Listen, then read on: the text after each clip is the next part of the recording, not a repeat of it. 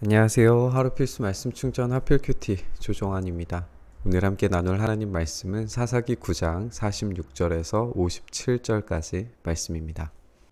세겜 망대에 있던 성읍 지도자들이 모두 이 소식을 듣고 엘브릿 신전에 있는 지하 동굴로 피합니다.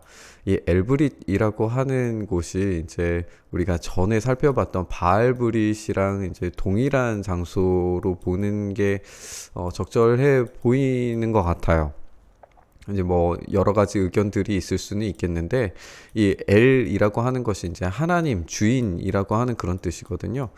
그러니까 바알이라고 하는 뜻도 이제 주인이라고 하는 뜻을 공유하고 있기 때문에 엘브릿과 바알브릿이 이제 다른 공간인지 같은 공간인지 잘은 모르겠지만, 어쨌든 이제 이 장소가 언약과 관련되어져 있는 그런 장소였다라고 하는 것은 우리가 알 수 있습니다. 우리가 이 바알브릿이 언약의 주인이 이제 바알이라고 이렇게 소개를 했던 장면들을 우리가 좀 생각을 해보면, 이 엘브릿도 바알 언약의 주인이라고 하는 그런 이름의 뜻을 가지고 있는 것으로 우리가 볼 수가 있어요. 그래서 이 엘브릿 신전이라고 하는 것은 이제 이 이방 신전 중에서도 언약과 관련되어져 있는, 약속과 관련되어져 있는 그런 공간이라는 것을 우리가 생각을 해볼 수가 있습니다.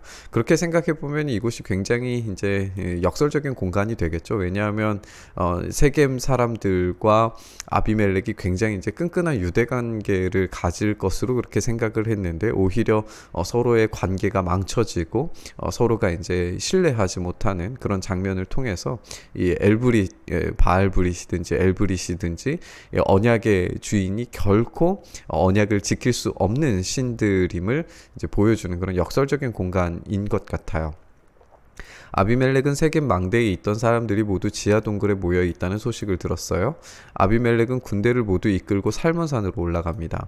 아비멜렉은 손에 도끼를 들고서 나뭇가지들을 찍어 어깨에 메고 그와 함께 있는 백성에게 지시했습니다. 내가 하는 것을 보았으니 너희도 빨리 그대로 해라.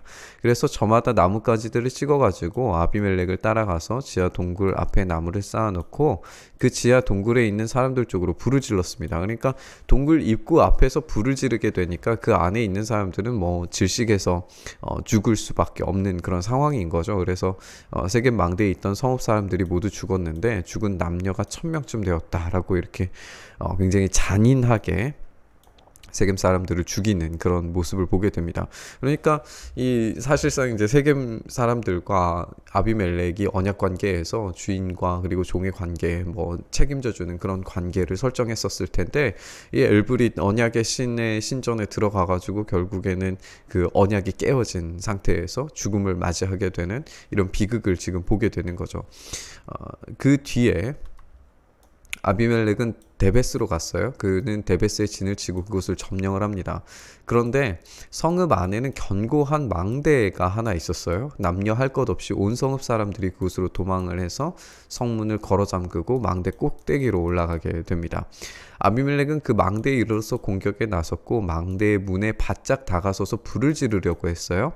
근데 이 불을 지르는 과정 가운데서 이제 똑같이 망대에도 동일하게 불을 질러서 이제 죽이려고 했는데, 그때 한 여인이 맷돌 윗짝을 아비멜렉의 머리에 내리던져서 그 두개골이 부서져 버리게 됩니다. 굉장히 끔찍한 이제 일이죠. 맷돌 윗짝, 이것이 이제 어느 정도의 크기였는지는 모르겠지만 이 여성이 들 수 있는 무게에서도 이제 큰 돌을 찾아서 아마 던지지 않았을까 싶어요. 그리고 맷돌 윗짝, 우리가 고대 당시에 이제 맷돌을 생각하면 굉장히 큰 돌을 생각을 할 수도 있기 때문에 이 한 여인이 맷돌 윗짝을 던진다는 이 표현 자체가 굉장히 좀 의미심장함을 좀 가지고 있어요.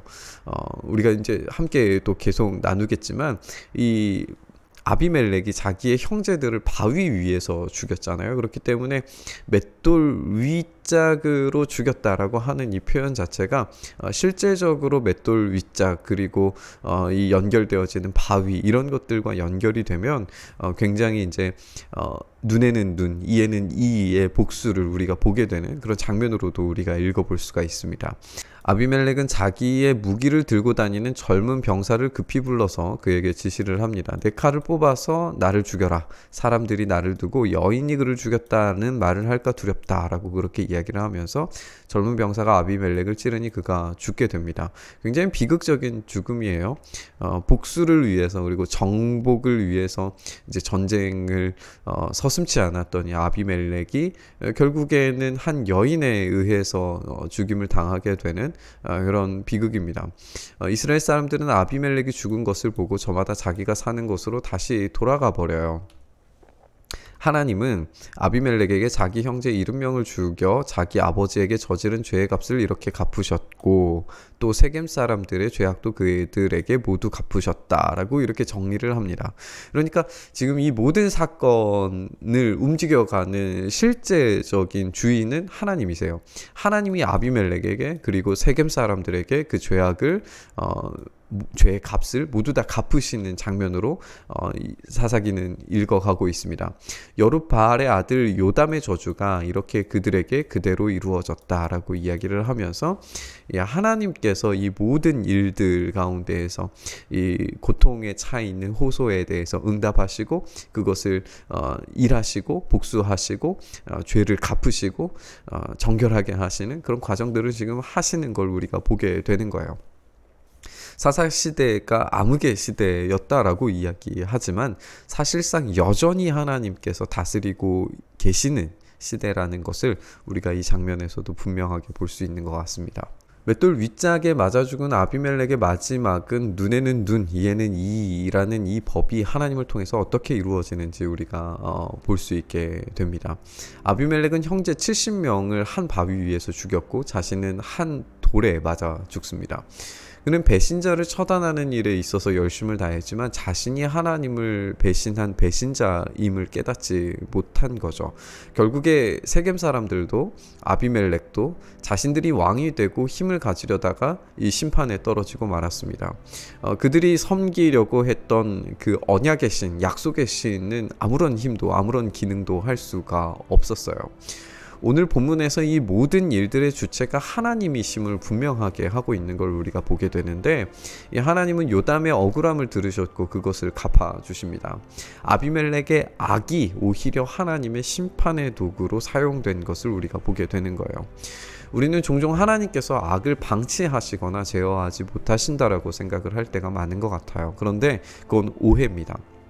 하나님은 악을 끔찍하게 미워하시는 것은 사실이지만 마침내 그 악조차도 하나님의 거대한 계획을 이루는 도구로 사용하신다는 것을 우리가 이해해야 합니다. 그 예가 이제 십자가인 거죠. 십자가는 누구도 기피하는 끔찍한 처형의 도구이지만 인류를 구원할 도구로 사용이 되었습니다.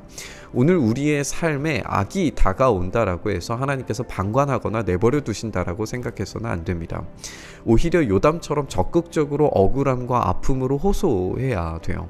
하나님은 마침내 모든 것이 합력하여서 선을 이루시는 분이시라는 것을 우리가 확신을 가지고 믿음을 가지고 고백하고 그렇게 하나님을 의지해야 합니다.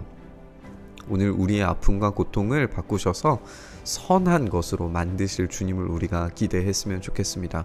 우리가 그런 고통에 찬 울부짖음을 통하여서 하나님께 나아갈 때 하나님은 기꺼이 우리의 그 아픔을 들으시고 고통을 들으시고 우리와 함께 하시며 그 악을 바꾸셔서 선한 것으로 우리에게 갚아주시는 분인 줄 믿습니다.